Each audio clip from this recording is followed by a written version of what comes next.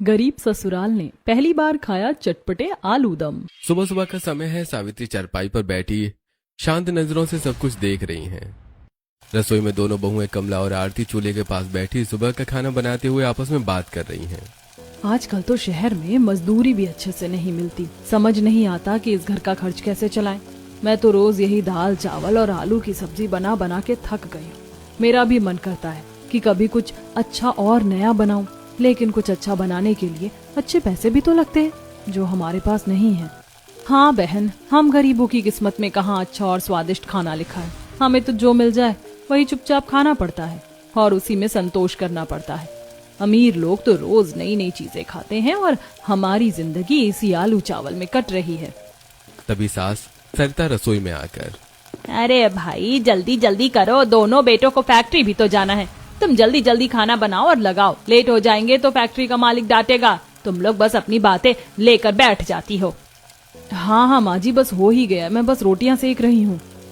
आरती जल्दी से उठती है और चटाई बिछाती है। कमला रसोई से खाना लेकर आती है और भोजन परोसती है।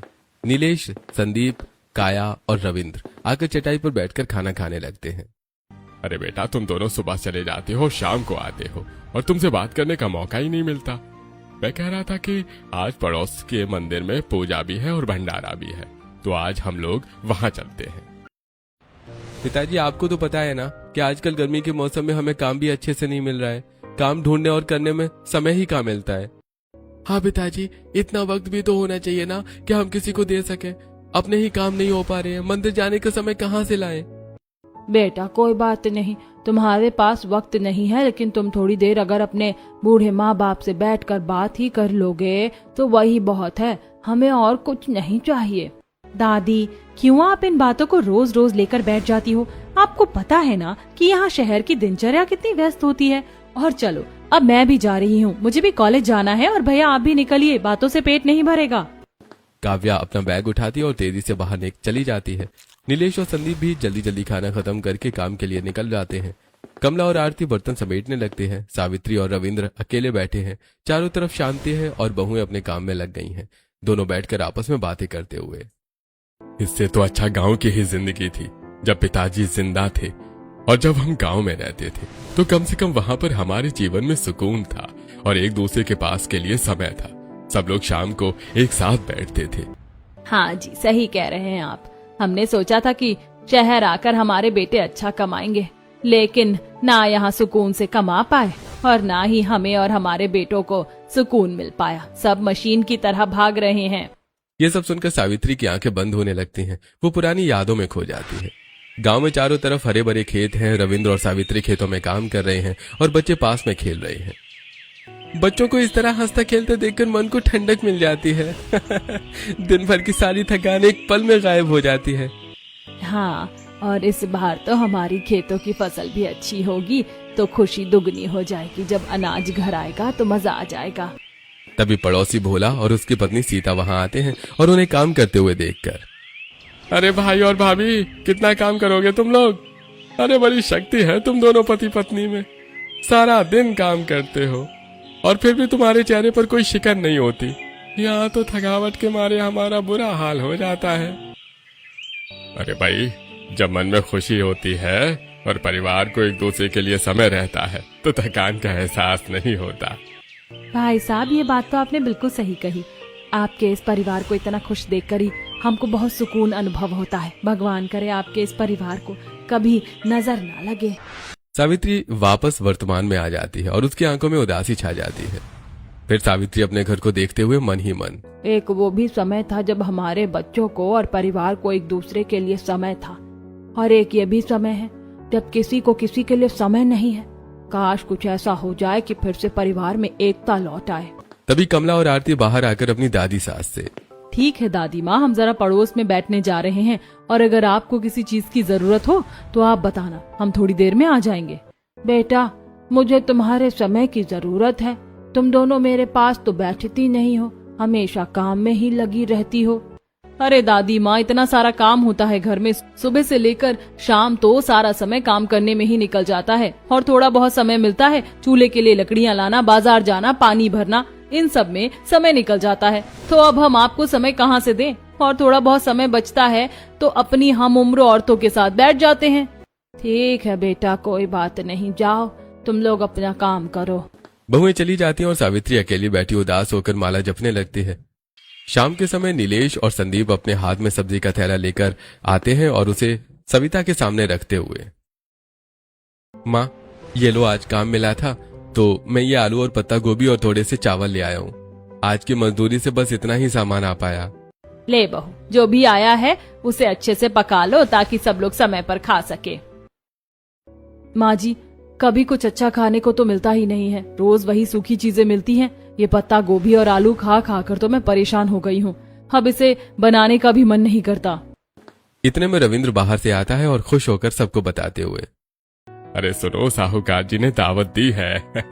आज उनके यहाँ पोते का जन्मदिन है तो उनके यहाँ खाने की दावत है। आज सब लोग तैयार हो जाओ, हम वहाँ खाना खाने चलेंगे।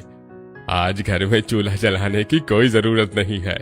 हाँ भाई चलो, साहूकार के यहाँ ही चलते हैं, इसी बहाने अच्छा खाना खाने को तो मिलेगा। हमारे यहाँ तो बस खाने का कुछ है ही नहीं, बस यही सूखी पत्ता गोभी है। हाँ चलो चलो, जल्दी से सब लोग हाथ मुंह धोकर तैयार हो जाओ, दावत का बुलावा आया है तो हमें भी समय से वहाँ पहुँचना चाहिए। सभी लोग दावत में जाने के लिए फटाफट तैयार होते हैं और साहूकार के घर के लिए निकल जाते हैं, रास्ते में खुश होते हुए अपनी भाभियों से। भाभी, मैंने सुना है कि साहूकार जी के यहाँ जब भी निमंत्रण होता है तो बहुत अच्छा खाना मिलता है। आज हमें बहुत अच्छे अच्छे डिश मिलने वाली हैं। मेरा तो सोचकर ही मुंह में पानी आ रहा है। हाँ काया, वहाँ सचमुच बहुत सी स्वादिष्ट चीजें मिलेंगी।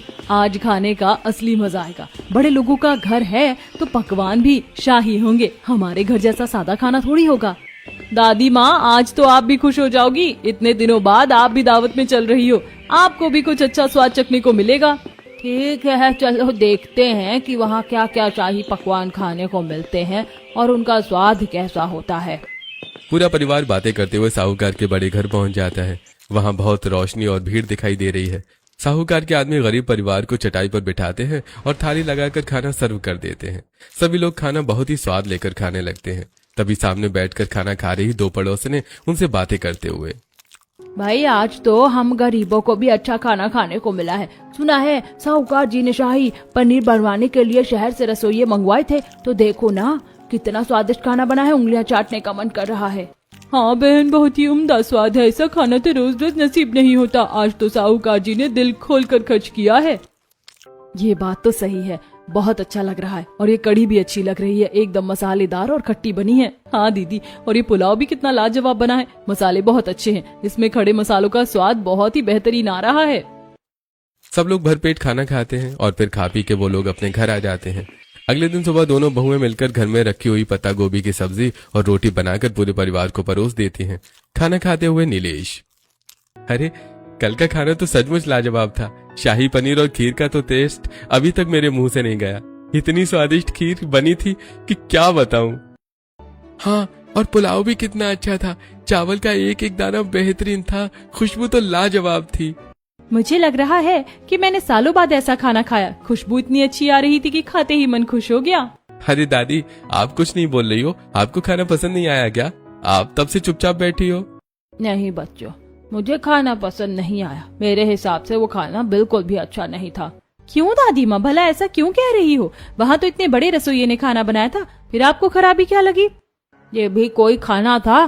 तेज आंच में पका हुआ। खीर में तो इलायची का खुशबू का पता ही नहीं चल रहा था। दूध पकने से ज्यादा तो जल गया था। और पुलाव के चावल तो ऐसा लग रहा था कि पानी अंदर समाया ही नहीं है, एकदम रूखे चावल थे। संदीप और नीलेश अपनी दादी की बातें सुनकर हैरान हो जाते हैं। रसोई के पास खड़ी कमला और आरती भी काम रोक कर सुनने लगती हैं। और दादी, शाही पनीर, उसके बारे में भी तो बताओ। वो तो शहर के कारीगरों ने बनाया था, उसके स्वाद में क्या कमी थी? शाही पनीर तो मुझे पसंद नहीं आई। उसमें केवल मसालों का दिखावा था। इससे तो अच्छा दम आलू है। हमारे जमाने में हमारे गांव में खाना बनता था धीमी आंच में। चूल्हे पर मिट्टी की कढ़ाई में जब खीर पकती थी तो उसकी खुशबू पूरे मोहल्ले में फैल जाती थी और पुलाव बनता था। तब तो ऐसे ऐसे मसाले डलते थे कि जिनकी खुशबू दूर से आ रहे राहगीरों को भी मिल जाती थी और हर खाना बड़ा ही स्वादिष्ट बनता था। चूल्हे की रोटियों की तो बात ही अलग थी। माँ, आज तो आपने सचमुच गांव के खाने की याद दिला दी। सचमुच वो खाना बहुत ही स्वादिष्ट रहता था। वो मेहनत से और तसल्ली से बनता था। वो खाना आज के खाने को मैच कभी नहीं कर सकता। वैसे दादी जी, आपको उनमें से सबसे ज्यादा क्या पसंद था जो आप गांव में खाती थी? मुझे तो दम आलू पसंद था। मेरे हाथ का बना वो चटपटा दम आलू मुझे सबसे प्रिय था। दादी, अगर दम आलू इतने ही अच्छे लगते हैं तो हम भी दम आलू बनाएंगे। आप बस हमें तरीका सिखा देना। ठीक है बिटिया, बना लेना। जब सामान मिले तो ट्राई करना, मैं तुम्हें बता दूंगी। सभी लोग दादी की बातें बड़े ध्यान से सुनते हैं। फिर अपना अपना खाना खत्म करके सभी अपने अपने काम में लग जाते हैं। रविंद्र अपनी माँ के पास आकर चारपाई पर बैठते हुए, देखा माँ, आज आपकी बातें सुनने के लिए इतने जमाने बाद सब लोग साथ में बैठकर बातें कर रहे थे, वरना किसी को किसी के लिए समय ही कहाँ है। सब अपनी अपनी धुन में भागते रहते हैं। हाँ बेटा, मैंने भी देखा, मुझे भी बहुत अच्छा लगा। जब मैं गांव में थी तो कभी खेत चली जाती थी, कभी अपने बराबरी वालों से मिलने चली जाती थी, लेकिन जब से मैं यहाँ आई हूँ तब से मैं किससे मिलने जाऊँ। घर में ही रहती हूँ, लेकिन जब बच्चे मुझसे बात नहीं करते तो मुझे भी बहुत अकेलापन लगता है। हाँ माँ, मैं समझ सकता हूँ। शहर का जीवन है, इतना व्यस्त है कि क्या करें, चाहकर भी हम एक दूसरे को समय नहीं दे पाते। रविंद्र लंबी सांस लेता है और वो भी किसी काम से बाहर चला जाता है। उधर दोपहर के समय कॉलेज का कैंपस पूरी तरह से भरा हुआ है। काया अपनी सहेलियों के साथ खड़ी है। तभी सामने खुले एक नए रेस्टोरेंट में मसालों की तेज खुशबू आती है, जिसे सुनकर श्वेता अपनी सहेलियों से, यार, ये जो सामने नया रेस्टोरेंट खुला है वहाँ से कितनी अच्छी खुशबू आ रही है। देख, वहाँ कितने बेहतरीन पकवान बन रहे हैं। हाँ, खुशबू तो सचमुच बहुत ही लाजवाब और कड़क आ रही है। हाँ, सुना है इस नए रेस्टोरेंट में बहुत अच्छी अच्छी डिशेस बनती हैं और उन डिशेस की खुशबू तो यहाँ तक आ रही है। क्या लाजवाब स्वाद होगा उनका। हाँ, लेकिन वो बहुत महंगा है ना। हम जैसे गरीब जो इस सरकारी कॉलेज में पढ़ते हैं वो उसका खाना थोड़ी खा सकते हैं। हमारे पास इतने पैसे कहाँ हैं। हाँ, काश हम भी अमीर होते तो हम भी कॉलेज के बाद रोज उसी रेस्टोरेंट में जाकर खाना खाते, अपने मनपसंद की हर चीज ऑर्डर करते। काया उनकी बातें सुनकर कहीं खोई रहती है। तभी श्वेता उसके चेहरे के भाव देखकर उसे धीरे से हिलाते हुए, क्या बात है, तू कहाँ खो गई? क्या सोचने लगी तू? कोई परेशानी है क्या? नहीं यार, मेरी दादी कह रही थी कि वो बहुत ही स्वादिष्ट दम आलू बनाती थी। वो गांव की है ना, और वो कह रही थी कि जब दम आलू बनता था तो उसकी खुशबू दूर दूर तक फैलती थी। अच्छा, हो सकता है कि फिर वो इस रेस्टोरेंट से भी अच्छे दम आलू बनाती हो, तो तू दादी से दम आलू क्यों नहीं बनवाती? लेकिन मैंने सुना है कि दम आलू में बहुत सारे पैसे लगते हैं, उसमें बहुत से खास मसालों की जरूरत पड़ती है। हाँ यार, बात तो सही है। अब देखती हूँ मैं, भैया ने आज मुझे कुछ पैसे दिए थे तो उनके आलू ले जाती हूँ, उन्हीं पैसों से काम चला लूंगी। काया अपनी सहेलियों से विदा लेकर सीधे सब्जी बाजार पहुंचते हैं और एक आलू वाले के ठेले के पास आकर छोटे आलूओं को ध्यान से देखते हुए, भैया, दम आलू बनाना है, आलू दे दो छोटे छोटे, जरा अच्छे और साफ आलू छाट कर देना। अरे ठीक है, ये आलू ले जाओ बहन जी, ये अच्छे हैं, ये दम आलू के लिए बिल्कुल परफेक्ट रहेंगे। हाँ, ये बिल्कुल परफेक्ट लग रहे हैं। जरा बताओ कितने के हैं? अरे ये पूरे छोटे आलू 50 रुपए के हैं बहन जी, मैं इन्हें थाली में डाल देता हूँ। भैया, कैसी बातें कर रहे हो? इतने पैसे तो नहीं है मेरे पास, 20 रुपए हैं, बस इतने ही पैसे बचे हैं। ठीक है, मैं 20 रुपए के आलू दे देता हूँ, आप ये ले जाओ। इतने में जितने आते हैं मैं तोल देता हूँ। आलू वाला 20 रुपए के छोटे आलू तोलकर काया को दे देता है। काया आलू लेकर खुश होते हुए घर आ जाती है और सीधे अपनी दादी सावित्री के पास जाकर चारपाई पर बैठती है और आलू का थैला दादी के सामने रखते हुए, दादी देखो, आज मैं दम आलू बनाने के लिए आलू लेकर आई हूँ। आज आप दम आलू बनाकर खिलाओ, मेरा बहुत मन है आपके हाथ के दम आलू खाने का। अरे बेटा, कहाँ इस बुढ़ापे में मैं खाना बना पाऊंगी, मुझसे अब नहीं होता, शरीर में बिल्कुल ताकत नहीं बची है। कोई बात नहीं दादी, आप रेसिपी बता दो और हम दोनों मिलकर दम आलू बना लेंगे। आप बस यहीं चारपाई पर बैठे रहना। हाँ बहू, आलूओं को पहले उबाल लेते हैं और उबाल के तल के फिर मसालों में बना देते हैं, यही इसका तरीका है। ठीक है दादी, मैं आलूओं को उबलने रख देती हूँ, फिर आप बताना। मैं अभी चूल्हा जलाकर बर्तन चढ़ाती हूँ। आरती आलू लेकर रसोई में जाती है और उबलने रख कर आ जाती है। तब तक बाकी लोग भी सब काम खत्म करके घर आ जाते हैं। नीलेश चटाई पर बैठते हुए सावित्री से, अच्छा दादी, एक बात बताओ, क्या आप कह रही थी कि दम आलू जब बनता था तो पूरे मोहल्ले में खुशबू महकती थी, तो क्या मोहल्ले के लोग खुशबू सुनकर कभी घर आए हैं? हाँ बेटा, आए हैं। एक बार क्या हुआ था कि मैं चूल्हे पर दम आलू बना रही थी आंगन में, और तेरे दादाजी चूल्हे में लकड़ियां लगा रहे थे और बगल में ही बड़े टब में पानी रखा हुआ था। दादाजी का लकड़ियां लगाते लगाते पैर फिसला और वो सीधे जाकर टब में गिर गए। हाँ, और जैसे ही आसपास के पड़ोसी दम आलू खाने के लिए सूंघते हुए आए और उन्होंने पिताजी को टब में गिरा हुआ देखा तो जोर जोर से हंसने लगे। सावित्री और रविंद्र की बात सुनकर पूरा परिवार जोर जोर से हंसने लगता है। बजा बजा कर हंसते हैं, पूरा घर हंसी से गूंज उठता है। सावित्री मन ही मन बहुत खुश होते हुए, बच्चों, तुमको इसी तरह एक दूसरे के साथ जोड़कर और बातें करते हुए देखकर मेरे मन को बहुत सुकून मिला। आज मेरा घर सचमुच घर लग रहा है। दादी आपने तो बिल्कुल मौज कर दी। इतना फन तो हमारी जिंदगी में है ही नहीं, हम तो बस काम में पिसे जा रहे हैं। लेकिन आपकी और दादाजी की कहानी सुनकर आज हम भी थोड़ी देर हंस लिए। आज तुम लोग बहुत दिनों बाद हंसे हो, वरना सब उदास रहते थे, एक दूसरे का चेहरा भी ठीक से नहीं देखते थे। हाँ माँ, काम का इतना प्रेशर जो रहता है, हम तो हंसना ही भूल गए हैं। रोज की भाग दौड़ में खुशियाँ खो गई थी। अरे इस बातों बातों में मैं तो भूल ही गई, आलू उबल गए होंगे। कमला रसोई में भागती है और आलू का बर्तन कपड़े से पकड़कर हॉल में ले आती है। उबल तो गए आलू दादी, अब कैसे बनाए? आगे कौन से मसाले डालने हैं, जरा जल्दी बताओ। अरे बेटा, इस बुढ़ापे में याददाश्त ही कमजोर हो गई है, मुझे याद ही नहीं है। कब से याद कर रही हूँ, मुझे याद ही नहीं आ रही दम आलू की रेसिपी। अब आज तो आलू की सब्जी बना लो, हम फिर कभी दम आलू खाएंगे। ठीक है दादी, कोई बात नहीं, आप फालतू में परेशान मत होइए, मैं सब्जी ही बना लेती हूँ। कमला रसोई में जाती है और आलू की सब्जी, रोटी और चावल बना लेती है। सब लोग वही आलू की सब्जी रोटी खाते हैं और सो जाते हैं। ऐसे कुछ दिन बीत जाते हैं। एक दिन संदीप मजदूरी का काम करता है। वो आलू के माल की छटनी करते हुए अचानक गहरी सोच में डूबकर मन ही मन, दादी के दम आलू तो मेरा भी बहुत खाने का मन कर रहा है। कैसे होते होंगे आखिर वो दम आलू?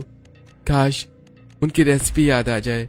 संदीप का एक मजदूर दोस्त उसे चुपचाप हाथ रोके खड़ा देखकर उसके पास आता है और उसे कंधे से पकड़कर धीरे से हिलाते हुए, अरे भाई क्या हुआ, क्या सोचने लगा तू? आलू को छांटते छांटते किन ख्यालों में खो गया? यार मेरी दादी बताती है कि उनके गांव में वो इतनी अच्छी दम आलू बनाती थी कि पूरे मोहल्ले में खुशबू फैल जाती थी, और जो हमने साहूकार के घर की दावत में खाना खाया था उससे भी ज्यादा टेस्टी दम आलू लगते थे। वो कैसे लगते होंगे, बस यही सोच रहा था। अरे भाई, जब तेरी दादी को इतने टेस्टी दम आलू बनाना आता है तो उनसे बनवा ले और खा ले, इसमें इतना सोचने की क्या बात है? और फिर आजकल तो दम आलू महंगे रेस्टोरेंट में मिलते हैं, अगर दादी को बनाना आता है तो इससे अच्छी बात क्या हो सकती है? इसी बहाने हम गरीबों को भी दम आलू खाने को मिल जाएगा। हाँ भाई, बात तो तेरी बिल्कुल सही है, लेकिन दादी कहती हैं कि वो दम आलू की रेसिपी भूल गई है, उनके दिमाग से निकल चुकी है। अरे कोई बात नहीं, बुजुर्ग हैं, भूल गए होंगे, लेकिन अगर वो अपने दिमाग पर प्रेशर डालेंगे तो उनको याद आ जाएगा। आज तो तू यहाँ से थोड़े से छोटे आलू ले जा और अपनी दादी से दम आलू ही बनवा। ठीक है भाई, आज तो मैं आलू ले जाता हूँ और दादी से फिर पूछूंगा, शायद इस बार उन्हें याद आ जाए।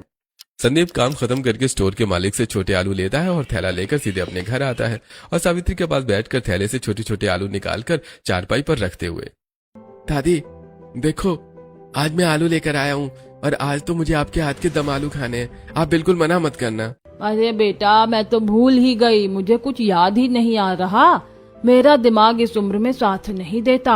अरे कोई बात नहीं दादी, आप प्रेशर तो डालो दिमाग पे, आपको याद आ जाएगा, थोड़ा शांत होकर सोचो।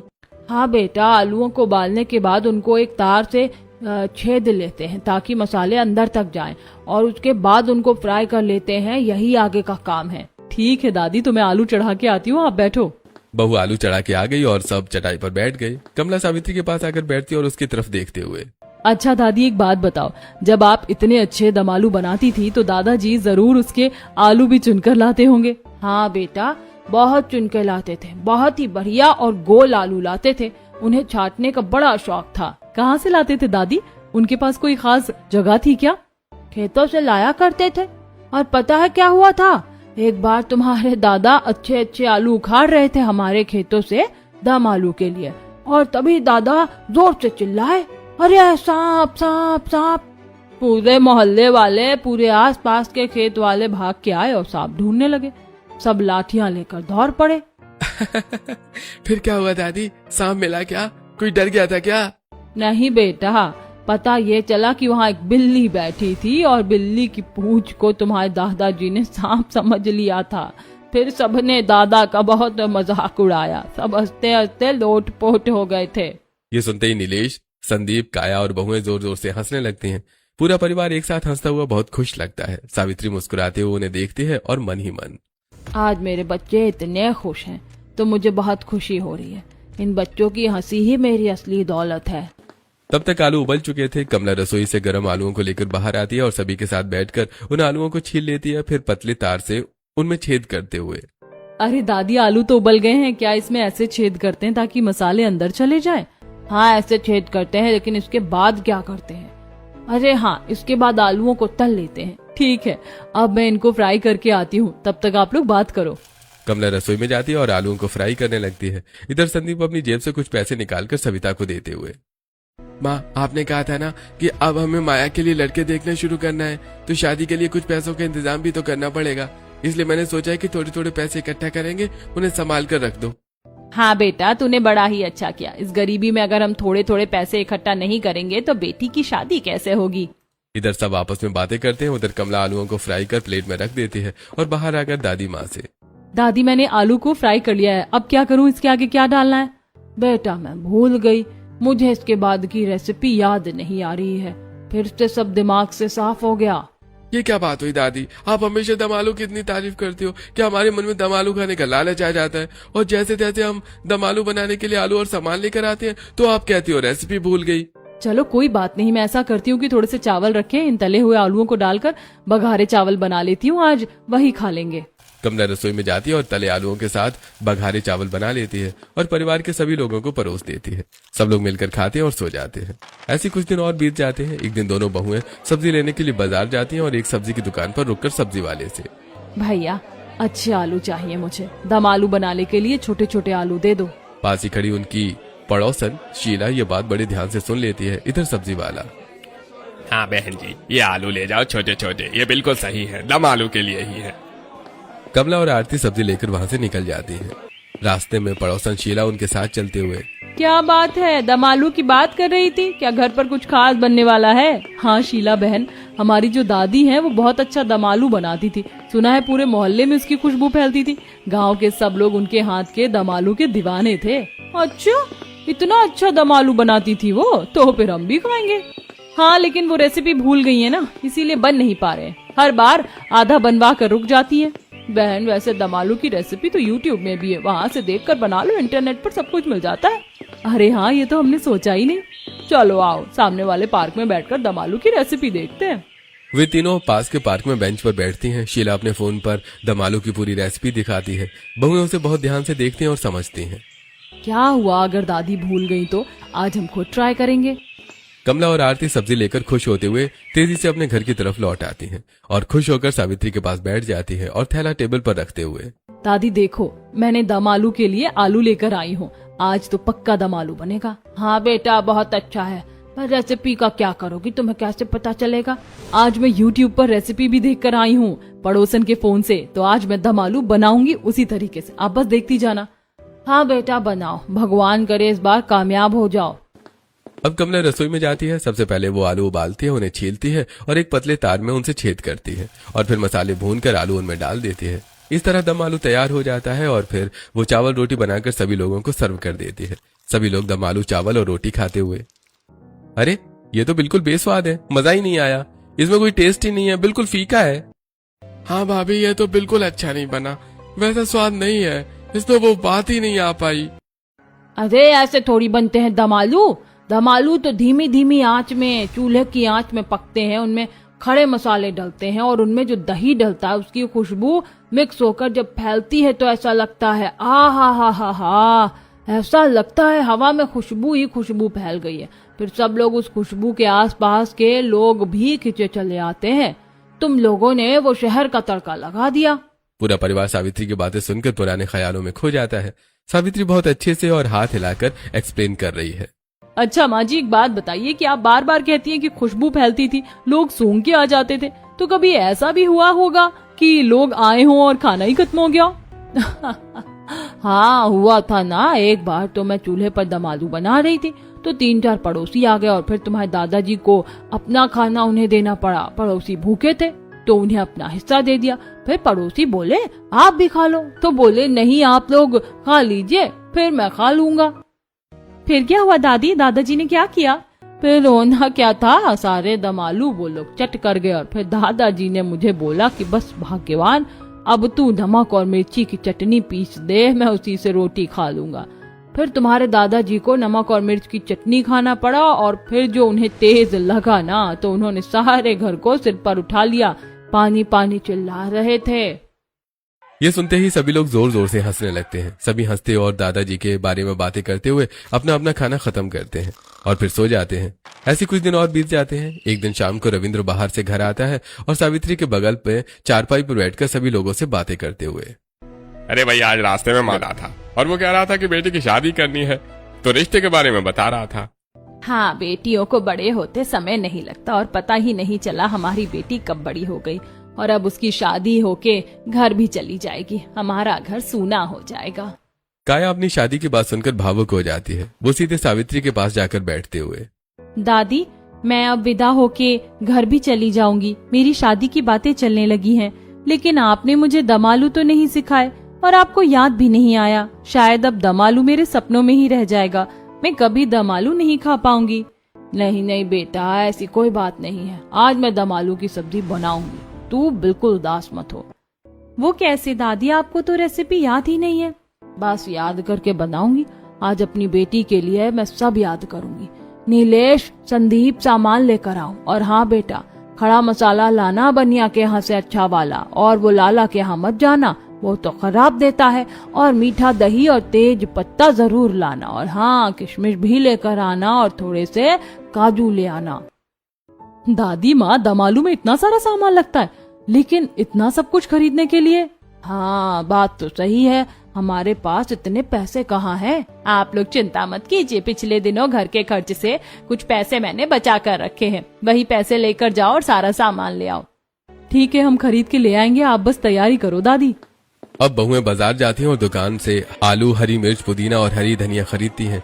फिर किराने की दुकान से दही, किशमिश, काजू, कसूरी मेथी, मसाले, सारी चीजें खरीद लेती हैं और फिर घर जाकर दादी के हाथ में सारा सामान थमा देती हैं।